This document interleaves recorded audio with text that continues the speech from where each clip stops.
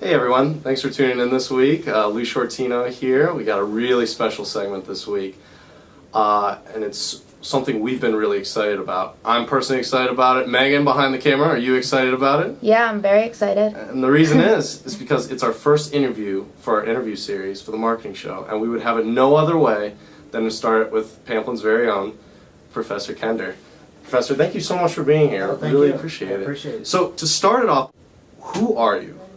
Who are you? Okay. What do you do here? Tell everyone out there Okay. what you mean to Pamplin.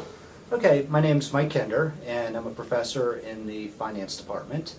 And my official title is Professor of Practice, which means that I don't have a PhD, but I practiced finance. Prior to coming to Virginia Tech, I worked in New York for 21 years for Citigroup, and I spent most of that time as a debt analyst, working closely with our trading desks. And I also worked prior to that as an investment banker. So I come to Pamplin from the practical side, and my goal in life is to try to teach Pamplin students as much practical finance as possible to prepare them for the job world. Fantastic. So this is a marketing show, Professor, and Okay. part of what we do here is sell. And Professor Kender is here to sell something. Product? No. Service? No. It's a study abroad trip to China that we've got coming up soon. Yes, actually, it's coming up in the summer of 2014, first summer session, right after graduation. Now, why did you decide China?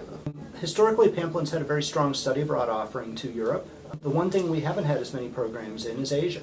And if you think about the world economy over the next 20 years, a large chunk of the growth in the world economy is going to come from the Asian nations, particularly countries like China and India, the large, rapidly growing Asian economies. So we felt it was important that Pamplin students get more exposure to this region of the world, because if you think about it, over the next 20 years, you're either going to be investing in Asian companies, you're going to be competing with Asian companies, you're going to be trying to market and sell to Asian companies. If you're an HTM major, you're going to have tourists from Asian countries, and we think that Pamplin students need to have a better understanding of those countries, their people, their cultures, and their business practices. Absolutely. Now, before this interview, Professor Kender had sent us a whole PowerPoint presentation that you usually give to classes, and in that presentation, you had wrote that China is the opportunity of a lifetime. Why? Sure.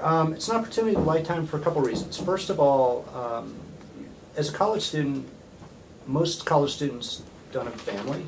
They don't have a spouse, they don't have kids, they don't have a mortgage, they don't have a house.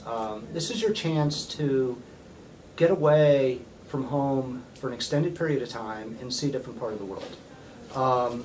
It's also a chance to enhance the learning you're doing in the classroom by actually seeing things out in the world.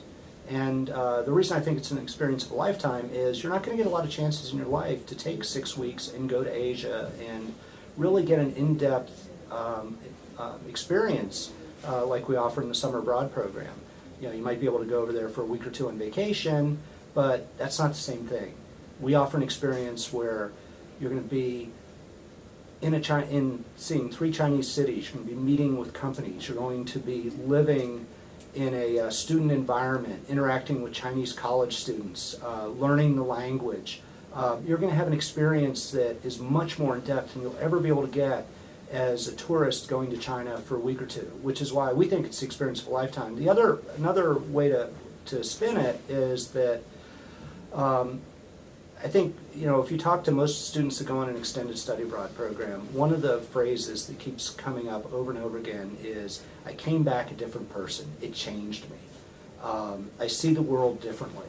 And this is your chance to go to a different part of the world, learn about that part of the world, and come back with a different perspective on not only China, but also the United States and the United States, the relationship of the United States with the major Asian economies, particularly with China.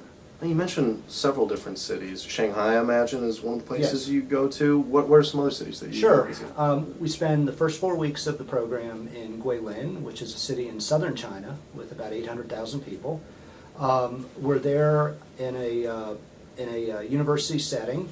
There's a very large provincial university there, Guangxi Normal University, which has 40,000 students.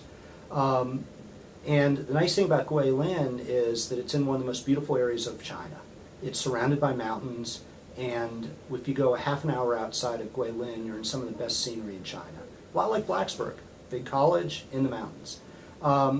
We take our courses there for 4 weeks. Then afterwards, we go to Shanghai for a week, and we meet with companies.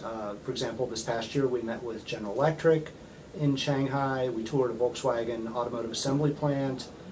We met with a couple other companies. We did a dinner with Virginia Tech alumni. We had some great experiences in Shanghai, and also did a little bit of sightseeing.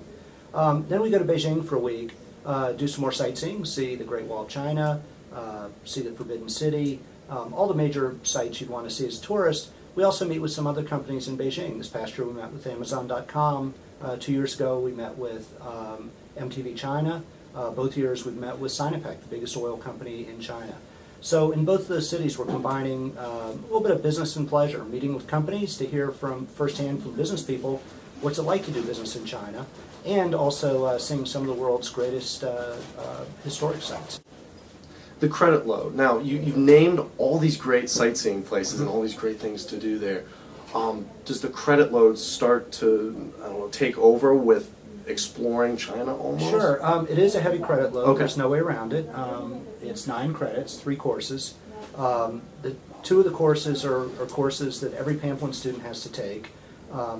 Finance 3104, which is Introduction to Finance, as well as Management 3304, Management Leadership Theory and Practice. The 3rd course that you have to take is Introduction to Mandarin, and that's taught by our Chinese partners. And if you've already had Mandarin, we'll put you in a more advanced course that's appropriate for your level. The workload is tough. It's 3 courses over the course of 4 weeks, approximately 6 hours a day of class. But I think the benefit's worth it. One question that comes up is, why do we add Mandarin on top of 2 already challenging business courses? The reason is that you're in China, and it's really going to behoove you to have a basic understanding of at least some Mandarin as you go around the country. It'll enable you to get outside the cocoon a little bit more, talk to people, and get a better understanding of the country and its people. Your personal favorite thing to do? What would you say it would be? In the trip or in general? Oh, on the trip. On the trip. We can get to in general if you want as well. I mean, On the trip, I have a couple favorites. One is I love the company meetings because every year we learn something new meeting with companies. We've had different companies each year, and when I'm in the company meetings, it's like being a student again. I feel like I'm learning every minute that we're in those meetings. So I enjoy that a lot. My other personal favorite on the trip are a couple of the trips we do out into the countryside. As I said before, Guilin's in a beautiful part of southern China. It's very mountainous. And every year we've taken the students out on a hiking trip.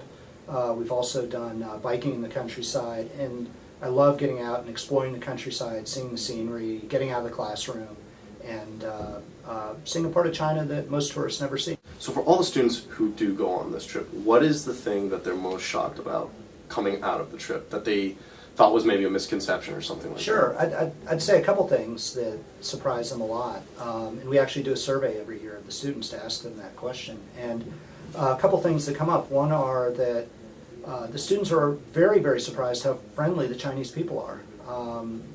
Some of the students have a fear that maybe the Chinese people don't like Americans, and it's actually quite the opposite. We've been treated very, very well by the Chinese. In fact, they're very curious about Americans, and they love talking to you and meeting you and taking your picture and getting to know you. So I think the openness and the welcoming that's occurred to our students has been really an upside surprise for them. Professor, we really appreciate your time today and letting you join us and talking about the study abroad program in China. Is there anything else, any last-ditch pitch you'd like to make to anyone out there? I guess my final pitch is that, as I said before, China's going to be a big part of your life over the next 20, 30 years. It's the second biggest economy in the world.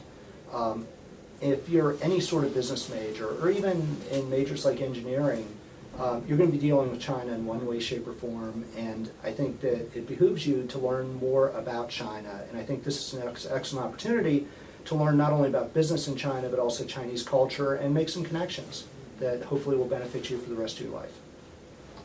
All right, well, I think that should do it. What do you think, Megan? Sounds great to me. Awesome. Thanks for having us. Professor, thank you so much for your time. Thank you very much. I appreciate it. All right, see you guys next week. Okay, thank you.